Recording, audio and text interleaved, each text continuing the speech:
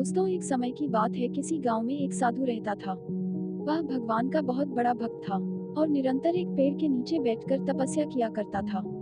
उसका भगवान पर अटूट विश्वास था और गांव वाले भी उसकी इज्जत करते थे। एक बार गांव में बहुत भीषण बाढ़ आ गई। चारों तरफ पानी ही पानी दिखाई देने लगा। सभी लोग अपनी जान बचाने के लिए ऊंचे स्थानों की तरफ बढ़ने लगे। जब लोगों ने देखा कि साधु महाराज अभी भी पेड़ के नीचे बैठे भगवान का नाम जप रहे हैं, तो उन्हें यह जगह छोड़ने की सलाह दी। पर साधु ने कहा, तुम लोग अपनी जान बचाओ, मुझे तो मेरा भगवान बचाएगा। धीरे धीरे पानी का स्तर बढ़ता गया और पानी साधु के कमर तक आ पहुंचा। इतने में वहां से एक नाव गुजरी। मल्लाह ने कहा, हे साधु महाराज, आप इस नाव पर सवार हो जाए। मैं आपको सुरक्षित स्थान तक पहुंचा दूंगा। नहीं, मुझे तुम्हारी मदद की आवश्यकता नहीं है। मुझे तो मेरा भगवान बचाएगा। साधु ने उत्तर दिया। नाव वाला चुपचाप वहां से चला गया। कुछ देर बाद बाढ़ और प्रचंड हो गई। साधु ने पेड़ पर चढ़ना उचित समझा और वहां बैठकर ईश्वर को याद करने लगा। तभी अचानक उन्हें गड़गड़ाहट की आवाज सुनाई दी। एक हेलीकॉप्टर उनकी मदद के लिए आ पहुंचा। बचाव दल ने एक रस्सी लटकाई और साधु को उसे जोर से पकड़ने का आग्रह किया।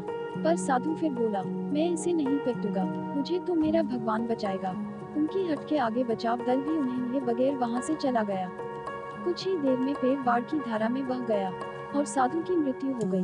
मरने के बाद साधु महाराज स्वर्ग पहुंचे और भगवान से बोले, हे प्रभु, मैंने तुम्हारी पूरी लगन के साथ आराधना की, तपस्या की, पर जब मैं पानी में डूबकर मर रहा था तब तुम मुझे बचाने नहीं आए। ऐसा क्यों प्रभु?